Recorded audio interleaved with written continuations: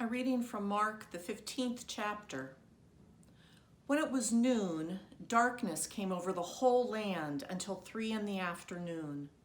At 3 o'clock, Jesus cried out with a loud voice, "Eloi, Eloi, lama sabachthani," which means, my God, why have you forsaken me?" When some of the bystanders heard it, they said, "Listen, he is calling for Elijah." And someone ran and filled a sponge with sour wine and put it on a stick and gave it to him to drink, saying, "Wait, let us see whether Elijah will come to take him down." Then Jesus gave a loud cry and breathed his last. With these words, the Gospels of Mark and Matthew describe the death of Jesus. Biblical theologian C. Clifton Black describes this passage as unvarnished and raw. What do we do with a Christ who cries out in the agony of abandonment, cries out in pain, and then takes his final breath? Here we have Jesus cloaked in humanity, and his experience is one of extreme anguish. Why, oh why, have you forsaken me? Forsaken means objected to, opposed, refused, denied, renounced, or given up. Jesus may well have cried out, "My God, why have you renounced, denied, objected to me?"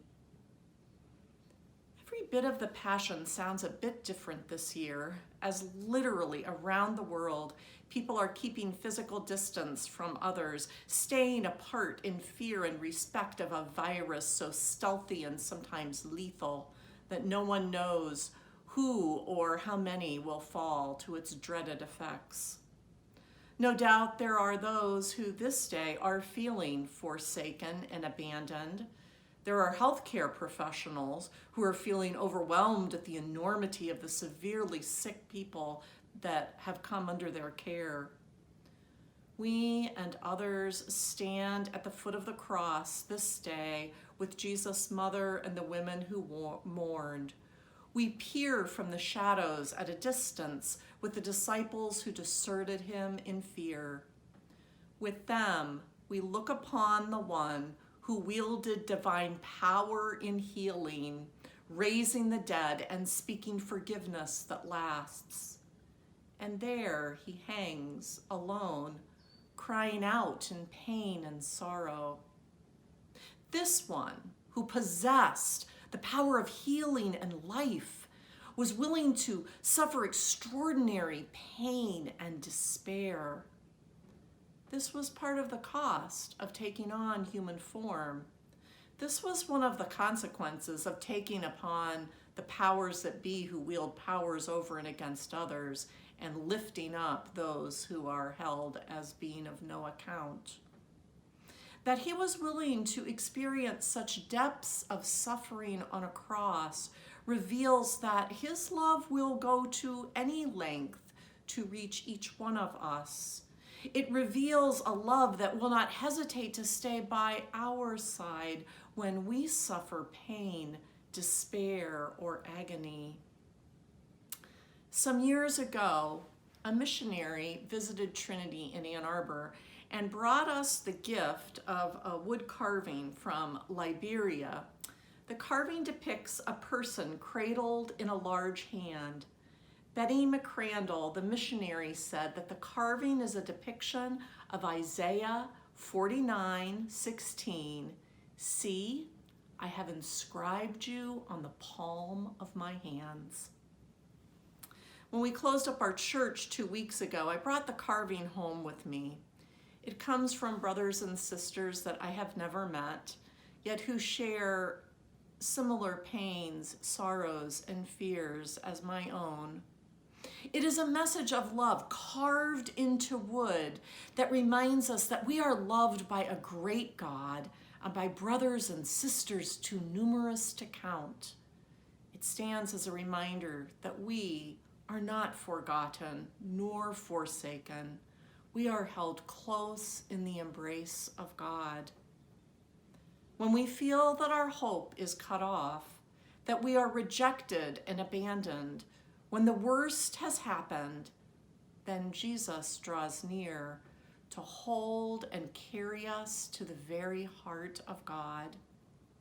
You see, we are inscribed upon the palms of divine love. Praise be to Christ, the crucified and ever-loving one. Amen.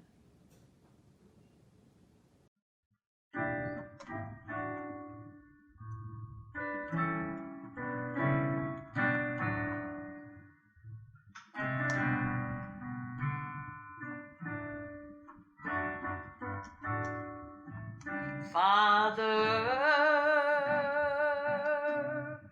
I stretch my hands to thee. No other help I know.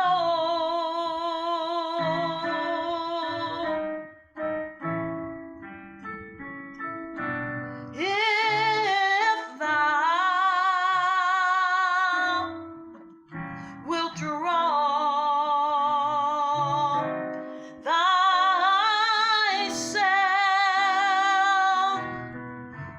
from me, oh, whether shall I go?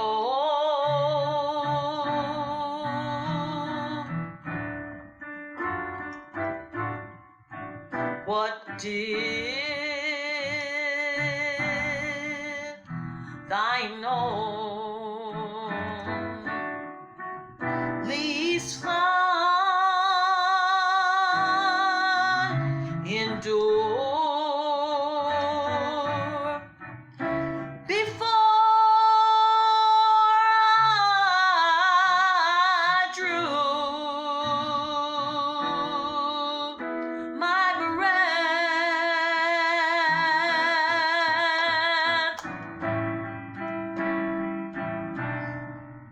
What pain, what labor to secure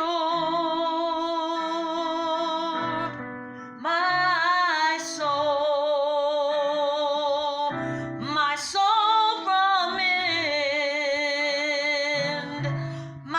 from endless death.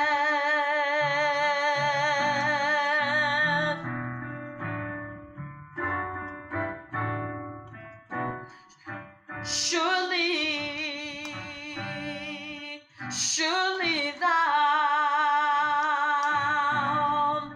you will not let me die.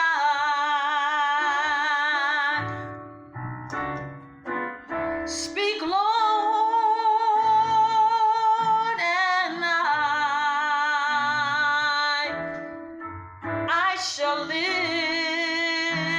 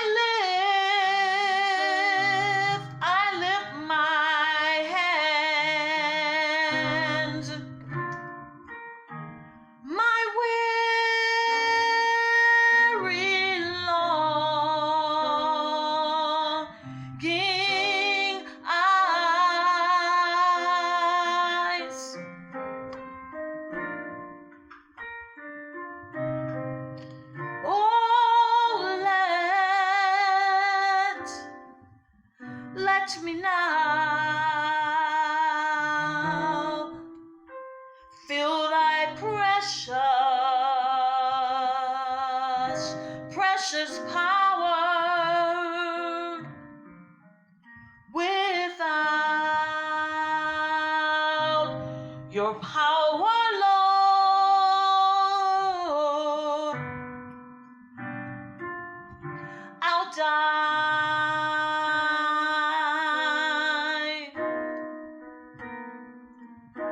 Without your power, Lord, I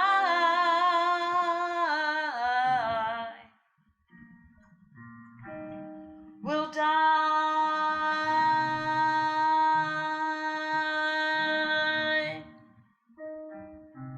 I'll say yes, Lord, yes, to your will and to your way. I'll say yes, Lord, yes. I will trust you and I'll obey. And when your spirit speaks to me, with my whole heart, God, I'll agree. And my answer will be yes, Lord, yes.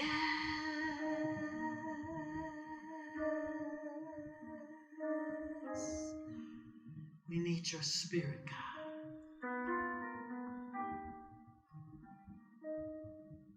Where will we go without you? We say yes.